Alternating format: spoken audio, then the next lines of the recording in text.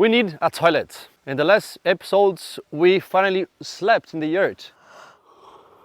And everything is just as we imagined. We had a good night of sleep, good temperature, a very quiet place, and we even cooked. But we need a toilet. It's time for that. So in this episode, we're gonna make this toilet. And we have one solution for that.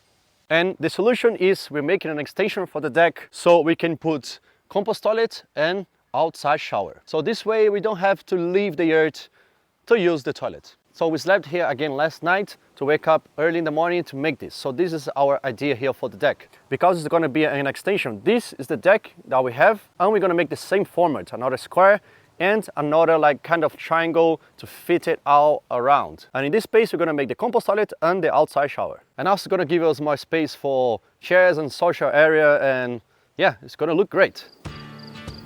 The best design for the extension would be to create a rectangle that connects directly to the existing deck, and then add an angled section to gain even more space. It's going to look something like this. So the first thing that we're going to do is create the square structure. But the good thing is, because we learned so much from building with our good friend Gary, he came from England, we now know the steps, which are basically the same principles that we did for the concrete slab, concrete block, posts, the wooden frame, and then tongue and groove. So the first thing we have to do is level the ground.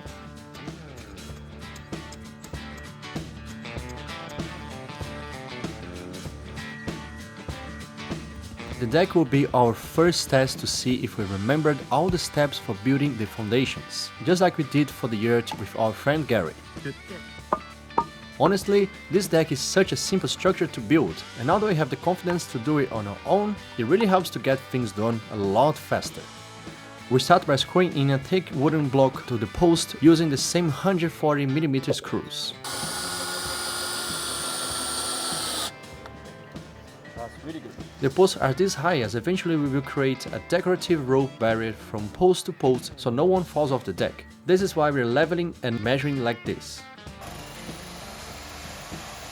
Safety first, people! Now all we have to do is cut the post, level the wood and screw it in position.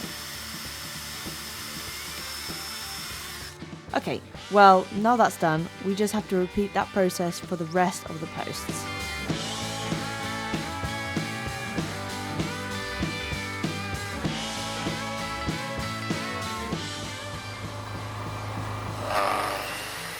If you have seen the other video of us building the yurt, you will remember how we are modifying the wooden posts to fit into the concrete blocks. It actually works really well and fits like a glove.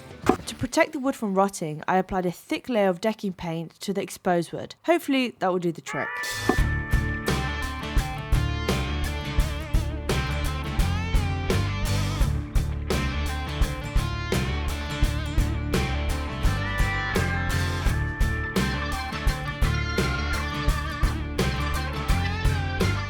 Currently, this is what the frame is looking like.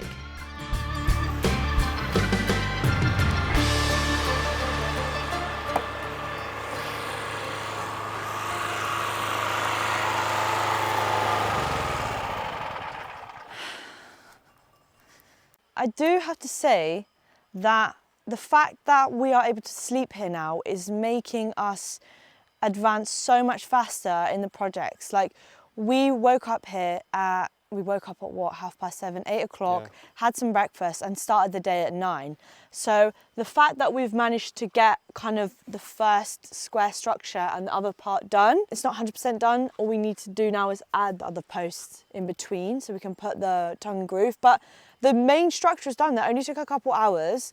And yeah, I think it really makes a big difference because we live quite far away, so we have to drive here, which takes time, and then waking up and then getting the dog ready. And it's just being able to wake up here and start the day makes it so much faster. Yes, and also it's November, pretty much November now, and days are getting shorter at 5:30, 6 p.m. So we don't have that much light on the day. Yeah. So today, the fact that we woke up at 7:30, started work 9 a.m., done all of this, when we still have good 3 hours of sun right now, it's great. So this is what we've done so far. So far we've done the square, the first square that's gonna extend the deck, and another kind of triangle here with the little, we're gonna make him put a little, maybe a little stair here on the future, but we figure out we don't post for the wing because we're still gonna make a little wing here to extend the deck. But yeah, it's big. We're still gonna put more timber to support and tongue and groove, and that's it.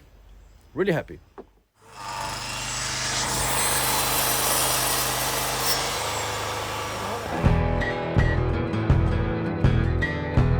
We were nearing the end of the day. Before it got dark, to strengthen the frame, we added in some noggins to then be able to lay our decking.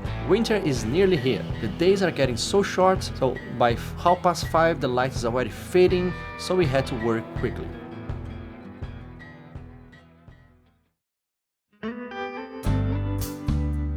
A few days later, my mum and her partner came down from England to visit us for a few days. It was a really special moment showing them around the land and all of the hard work we've done so far.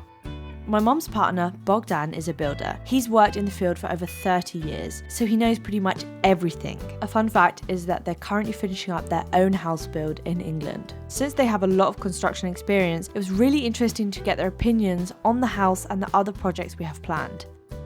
We started by giving them a tour of the land. Also, we don't want to give away too much about our next project that will be coming very soon, but we're going to need to build a proper driveway.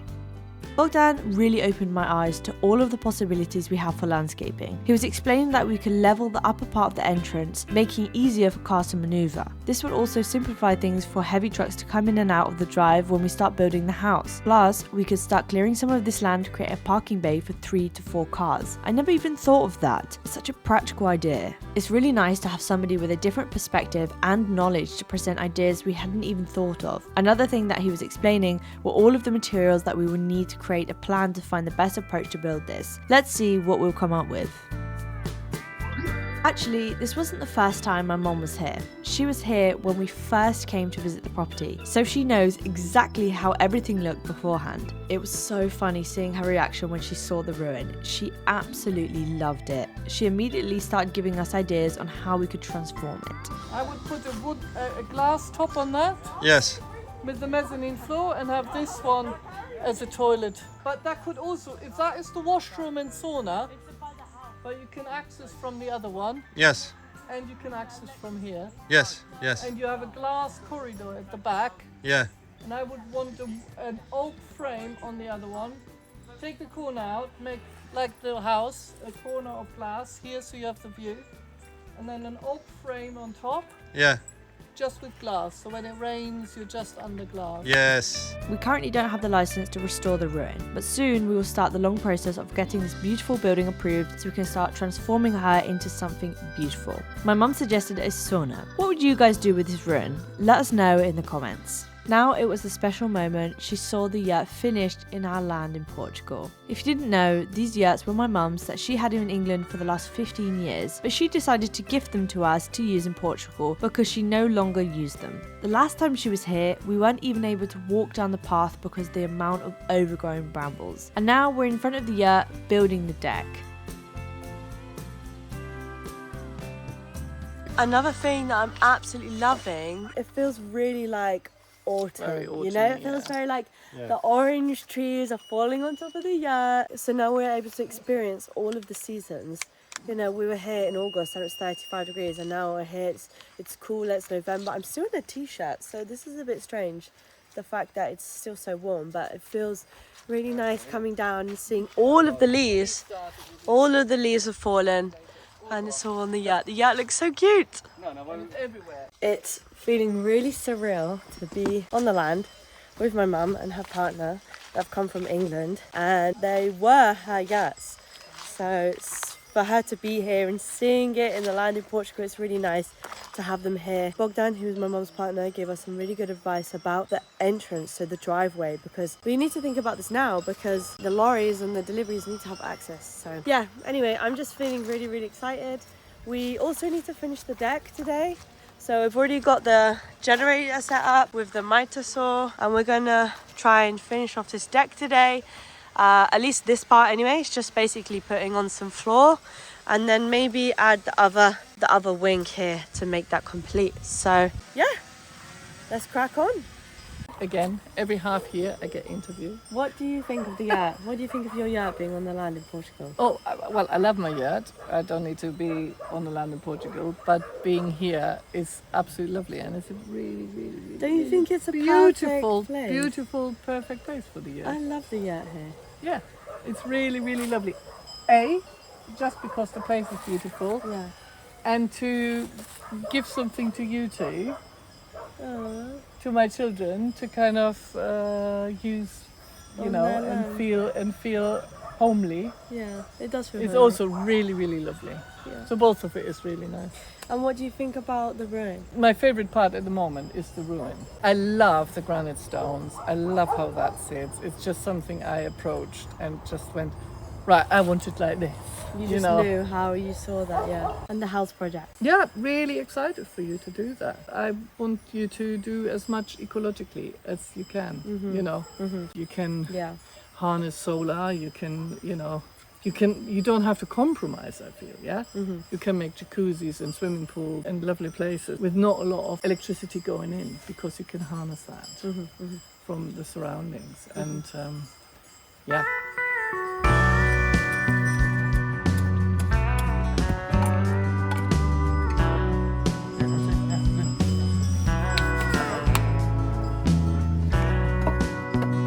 While we were adding the final joist and adding another post, they were giving us a hand on the smaller jobs we just keep on forgetting to get around to, like attaching hinges to the door. Now, all we have left to do is lay the decking. The majority of the deck is done. All we're going to do now is try and get some of the tongue and groove, try and get the floorboard on so we can just get that bit completed, because we've realised to complete the other angled part of the deck, we need to buy some more wood for the posts and some more concrete blocks. So let's just try and get a little bit done today, and yeah, before it gets dark. It's so nice working together as a family. Everything was going so well until it started raining. That's it, guys. It's November. Building in the winter, 5 times harder. Yeah, we're planning to finish the floor today. We managed to do this much, but yeah, that's life. It's raining. Had to put everything covered, and yeah, that's it. Let's put the tarp. But we're super happy that we managed to finish the deck, pretty much finish the deck, put the tongue and groove and everything on top, and we even covered for the rain because it's raining too much, and we know what happens if you don't protect. And yeah, we're super happy. Imke and Bogdan are here because they're super expert on everything that comes to building, and we're gonna eat soup now and rest a little bit. You know that I lie when I say that I'm fine, 'cause you know me like that. You know me better than anyone I know. Yeah, you know I need space, a little time for myself when I'm stressed and upset. You know me better than anyone I know. Darling, we have been to hell and back. That's how I know this is forever.